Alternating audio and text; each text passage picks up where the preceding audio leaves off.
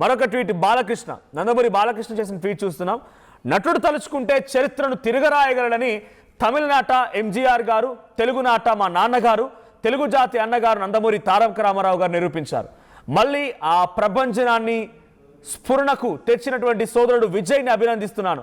తమిళ ప్రజలు తనపై పెట్టుకున్నటువంటి ఆశలు నెరవేర్చడమే ఆశయంగా తన ప్రస్థానం సాగాలని అభిలాషిస్తున్నాను.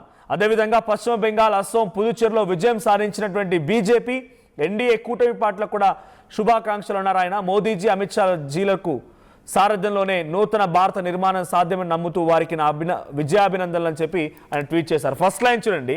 ఆ రోజు ఎంజీఆర్, ఆ తర్వాత తెలుగునాట మా నాన్నగారు, తమిళనాట ఎంజీఆర్, తెలుగునాట మా నాన్నగారు, ఇద్దరి తర్వాత ఆ సరసన చేరింది విజయ్. ఇది ఏకంగా ఆయన వారసులో ఒప్పుకుంటున్నాడు, ఎన్టీఆర్ వారసులో ఒప్పుకుంటున్నారు. ఎవరు ఒప్పుకున్నా ఒప్పుకోకపోయినా, విజయ్ని యాక్సెప్ట్ చేసినా యాక్సెప్ట్ చేయకపోయినా ఆయన వారసుడే స్వయంగా యాక్సెప్ట్ చేశాడు. ఆ రోజు తమిళనాట ఎంజీఆర్, తెలుగునాట ఎన్టీఆర్ తర్వాత ఆ సరసన విజయ్ కూడా చేరారు. నిన్ను కూడా యాక్సెప్ట్ చేశారు పబ్లిక్. కంగ్రాచ్యులేషన్స్ తమ్ముడు అన్నట్టుగా ఆయన ట్వీట్ కనిపించింది. సో నిజంగానే అంతటి ఎంజీఆర్ అండ్ ఎన్టీఆర్ లాంటి మహనీయుల సరసన సువర్ణ అక్షరాలతో విజయ్ పేరు లిఖించబడింది.